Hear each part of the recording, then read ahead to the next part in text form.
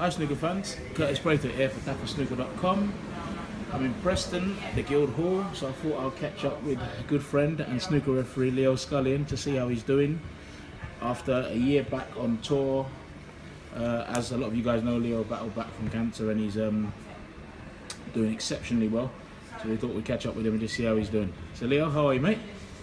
As you see, very well. Yeah, good man. Good man. We've got a nice pint of beer in front of Leo. That's just a prop. That's just a prop. Glass of water for me, guys. I'm staying sober, at least to the end of the interview anyway. But Leo, like I said, it's been a calendar year back, mate. We spoke last year, May, so it's been obviously a little bit more than a calendar year. Yeah. How's it been, first year back?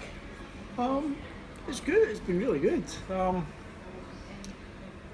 I think I wasn't really sure what to expect, how I would feel about it, how what they would react a little bit. Yeah. And it's been tiring, and it takes a bit of getting used to it. But now, as you say, we've done the full calendar year, and I think full circle was being back at the Crucible. Yeah. It was as if somehow that was it, back to normal. Yeah. As if, not that I was consciously waiting for it. It just felt that way. Yeah. So, yeah, and since then it's been good. Yeah. It's fine. Top I man. get a wee bit twitchy when I go for a scan now and again, which is, Which is normal. Yeah.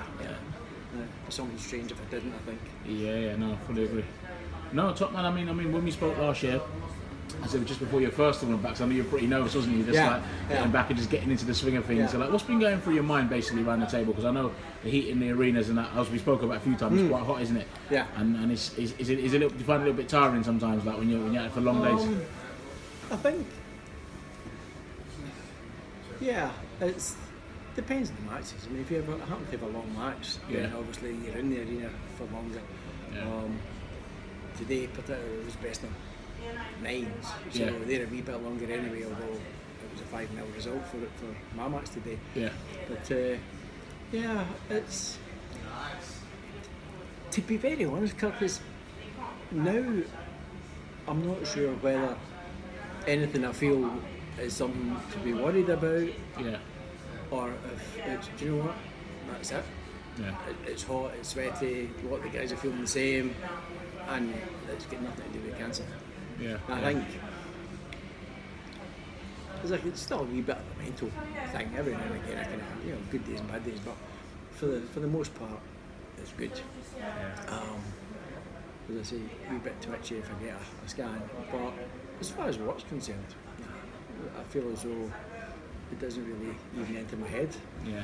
And if you speak to the rest of the guys, they'll probably tell I'm back moaning as much as I ever was. So that might be the clincher. But that's standard procedure, Leo. Anyway, Yeah, of course, that's something that will never change, mate. Yeah, of course.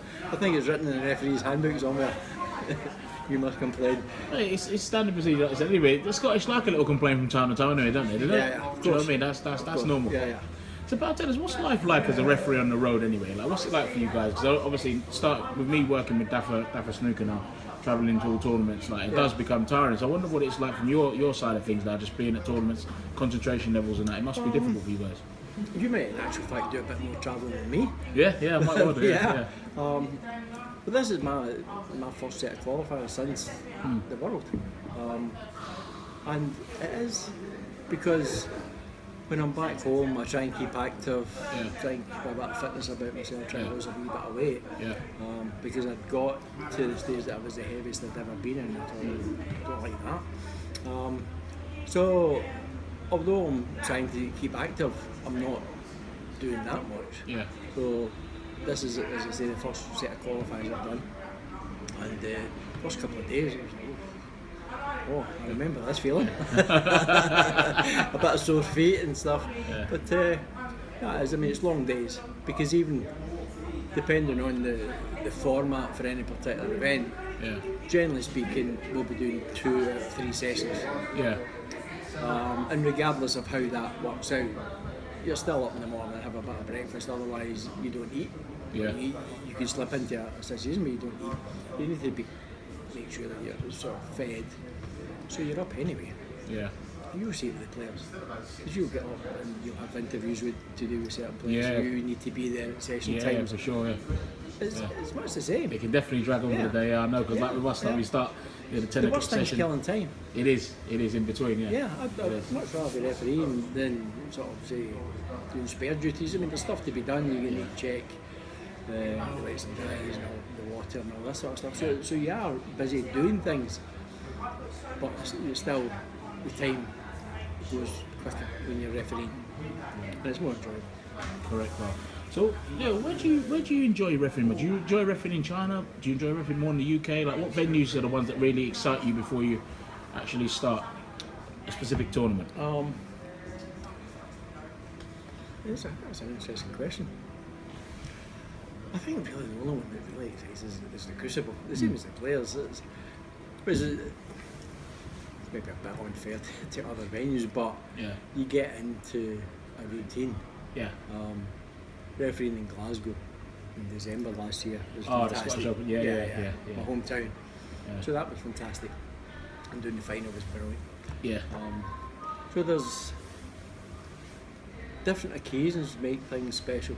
Yeah. But my first trip to China was I was absolutely fascinated. The culture is such a different culture and fascinating. We were in Beijing for my first visit, and somebody told me the population there was something like 20 odd million people crazy. in the one city. Absolutely crazy. I know. It was just weird that they were all out in the street at the same time as me. Yeah. It was so busy. But no, that was fantastic. And all three things being well, I'll be going to India later this year. Cool, yeah, September. Which will be fascinating. Yeah. I've always thought it would be a fascinating country to visit. So I'm looking forward to that. And that's just another thing that adds to the feeling of you're back to normality. Yeah.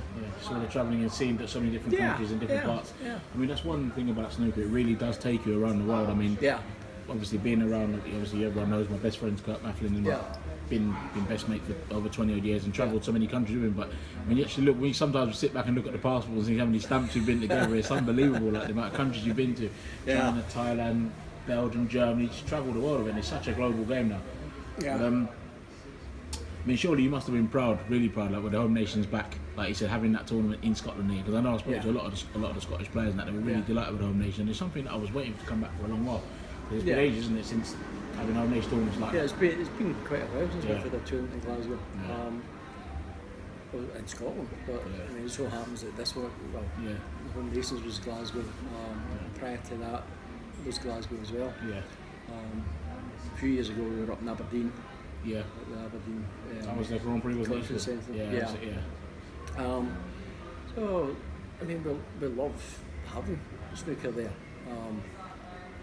I don't know what dictates what will be sponsorship, media coverage, whatever. I don't know what dictates where tournaments go, but it's great. It's just great to have it back in Scotland. The fans love it. I think the audiences were quite good in Glasgow. Yeah, they were. It was couldn't quote you figures, but I think certainly it was well supported. That's a fantastic venue, the Emirates Arena. Yeah. I didn't actually know. I think it was the first time I've been to Selby Park before, but I didn't realise there was the Emirates Arena was right next to it. I never realised it was actually that close.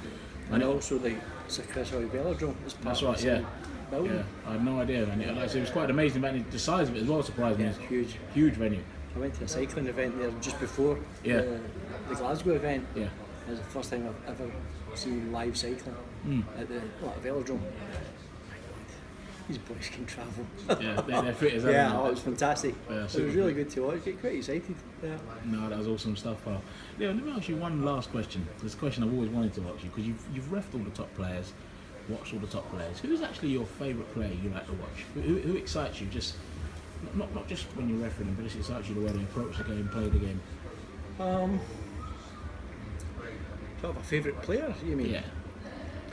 I don't know that I have. I think the very top players always have something about them that you can't quite quantify. Yeah.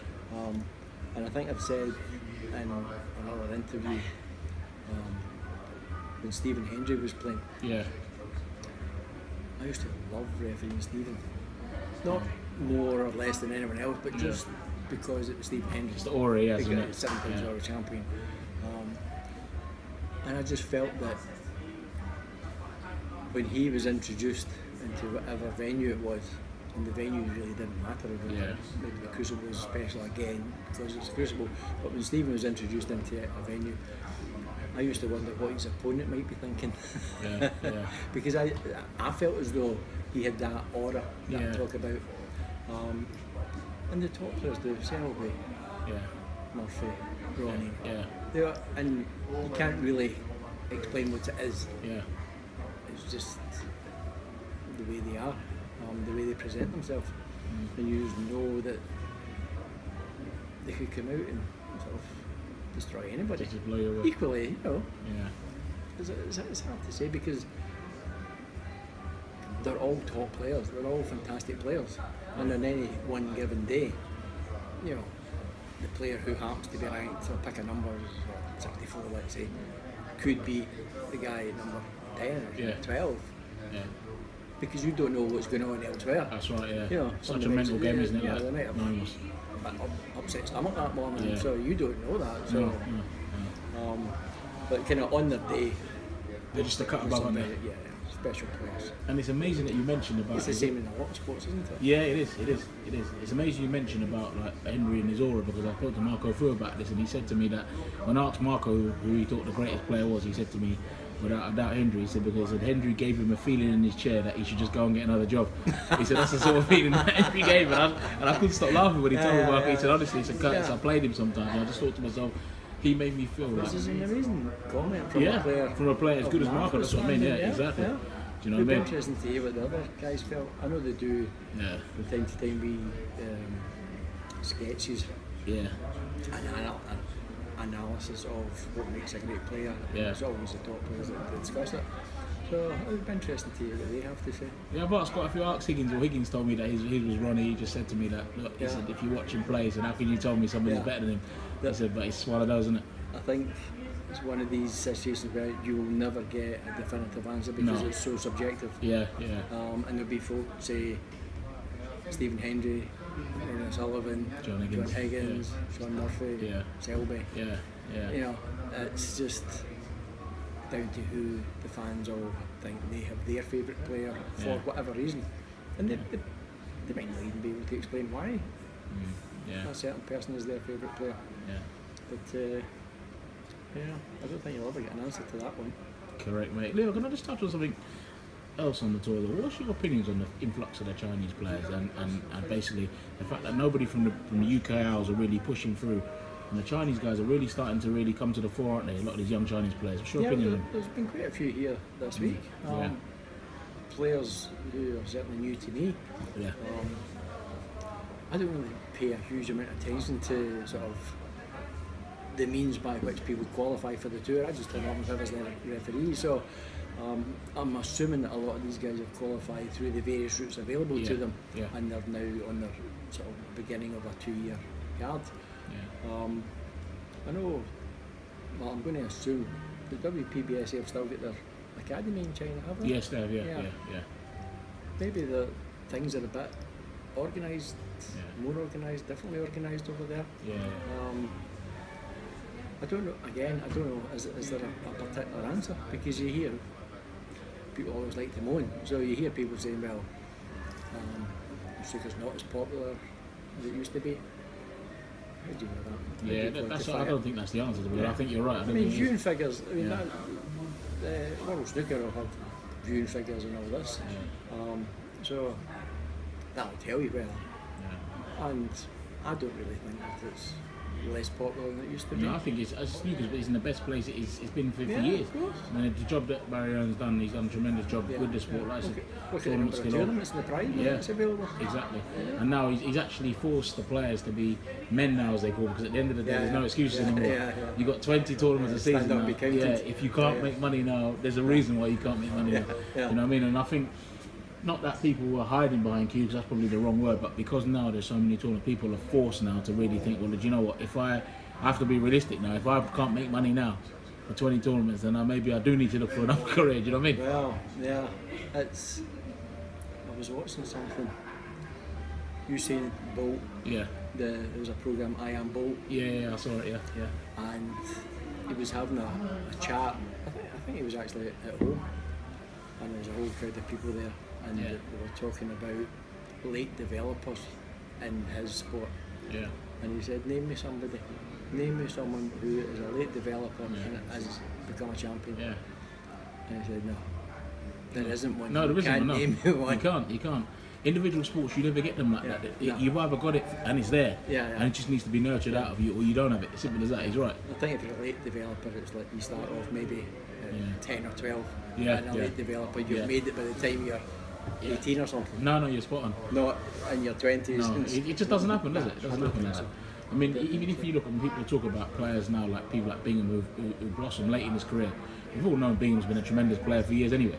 Yeah, and it was only just about winning one. There's a lot of players in that bracket. You look and think, well, do you know what? If they could win one, then they could win a couple. Do you know what I mean? Because it's in there, isn't it? Yeah. So I think you're spot on there. Yeah.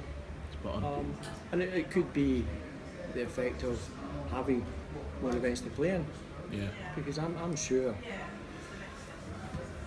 few years ago when there was maybe only half a dozen events, if you had a bad run in a qualifying session, that was you as far as playing top professional snooker for maybe 2 or 3 months. Yeah. Whereas nowadays, as you well know, it's constant.